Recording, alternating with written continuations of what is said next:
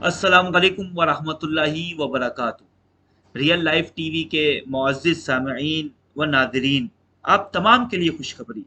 अल्हम्दुलिल्लाह, आपका होस्ट मोहम्मद राशिद आप तमाम की खिदमत में एक इंतहाई इंफॉर्मेटिव सीरीज़ बनाम कुर्बानी के मसाइल लेकर हाजिर है, जिसमें हम कुर्बानी के मसाइल को आम फहम अंदाज में समझने और सीखने की कोशिश करेंगे, ताकि हम अल्लाह के हुजूर जो अपनी कुर्बानी पेश कर रहे हैं उसके कमा हक़्क़ुहू अल्लाह के फ़ज़ल से दुनियावी और उखरवी बेनिफिट्स हासिल करने में कामयाब हो जाएं। अल्लाह ताला हमें अमल की तौफीक अता फरमाए। आपसे रिक्वेस्ट ये है कि इस सीरीज़ को शुरू से लेके आखिर तक मुकम्मल तवज्जो के साथ आपने सुनना है, समझना है, और कोई बात कोई सवाल आपके जहन में आए तो मैसेज के ज़रिए मेरे व्हाट्सएप पर आप सवाल भी कर सकते हैं, और इसे कार खैर समझते हुए खूब आम भी करना है। अब बगैर किसी मजीद इजाफी तमहीद के हम अपनी इब्तदाई गुफ्तगू की तरफ चलते हैं। कुर्बानी किसे कहते हैं, किस चीज़ को कुर्बानी कहा जाता है?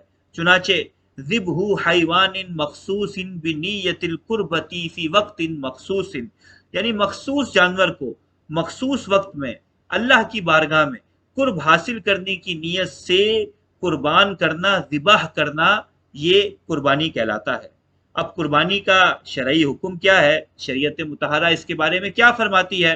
तो कभी कुर्बानी करना वाजिब है, कभी सुन्नत, और कभी कुर्बानी करना जो है वो नफिल कहलाता है। अब ये किस वक्त होगा, इंशाअल्लाह वक्त के साथ आपकी खिदमत में अर्ज किया जाएगा। कुर्बानी के वाजिब होने की चार वजूहात हैं। नंबर एक, मन्नत मानना, कि अगर किसी ने मन्नत मानी कि मेरा अगर फुला काम हो गया तो मैं फुला जानवर अल्लाह की बारगाह में कुर्बान करूंगा, और ये अल्फाज उसने इतनी आवाज़ से अदा किए कि अगर शोर गुल ना होता तो उसके अपने कान बआसानी सुन लेते, तो उस पर उस जानवर की कुर्बानी करना लाजिम हो गया। इसमें शरई फ़कीर या गनी की कोई तखसीस नहीं। शरई फ़कीर और गनी की वजाहत भी इंशाअल्लाह अपने वक्त पर आपकी खिदमत में अर्ज कर दी जाएगी। इसी तरह कुर्बानी के वाजिब होने की दूसरी शर्त हज, हज तमत्तो और किरान के बाद जो हाजी पर कुर्बानी लाजिम होती है, वो भी जो है कुर्बानी के वजूब की वजूहात में से एक वजह है। इसी तरीके से वजूब की शराइत का पाया जाना, कि जिस शख्स के अंदर कुर्बानी के वाजिब होने की शराइत पाई जाएंगी तो उस पर भी कुर्बानी करना लाजिम हो जाएगा। इसकी तफसीर इंशाअल्लाह अनकरीब मैं आपकी खिदमत में अर्ज करता हूँ। इसी तरीके से अगर शरई फ़कीर कोई जानवर कुर्बानी की नीयत से खरीद कर लाया तो उस पर ख़ास उस कुर्बानी जो जानवर लेकर आया उसी जानवर की कुर्बानी लाजिम हो जाएगी। इंशाअल्लाह इसकी वजाहत भी अपने वक्त पर आएगी। अब हम चलते हैं कि वो कौन सी वजूब की शराइत हैं जिनके पाए जाने की सूरत में किसी इंसान पर कुर्बानी लाजिम होती है। तो फुकाहा एज़ाम ने इसकी चार शराइत बयान की हैं। नंबर एक, मुसलमान होना। नंबर दो, आकिल व बालिग होना। नंबर तीन, मालिक निसाब होना। और नंबर चार, मुकीम होना। मुसलमान होना, बदीही सी बात है कि मुसलमान पर ही कुर्बानी करना अल्लाह तबारक व तआला की तरफ से बाकी शराइत के पाए जाने के साथ जो है वो लाजिम होगा। नंबर दो, आकिल व बालिग होना।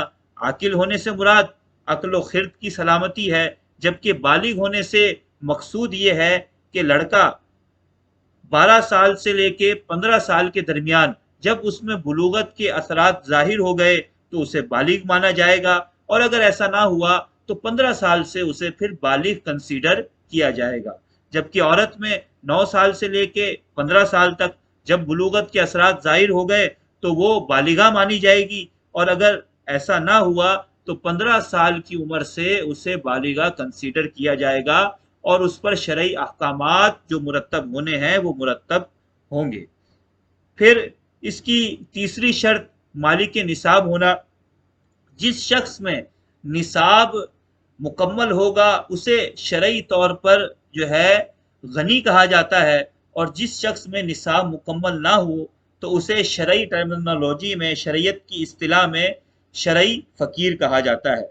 अब कौन शख्स जो है वो गनी है जिसके पास 52.5 तोला चांदी या इतनी मालियत का सोना, یا اتنی مالیت کا مال تجارت یا اتنی مالیت کا حاجت اصلیہ سے زائد سامان یا اتنی مالیت کا اس نے قرض دیا ہوا ہے جس کا واپسی آنا کنفرم ہے، اور اسی طریقے سے اس پر اللہ یا بندوں کا جو قرضہ ہے وہ اس کو بھی مائنس کیا جائے گا، تو اگر اس تمام کے بعد اس کے پاس جو باقی بچنے والی رقم ہے اس کی قیمت جو ہے وہ 52.5 تولہ چاندی کی قیمت کو ٹچ کر جائے گی، اس کے مساوی ہو جائے گی، تو وہ شخص شرعی وہ شریعت کے مطابق وہ شخص جو ہے وہ غنی کہلاتا ہے۔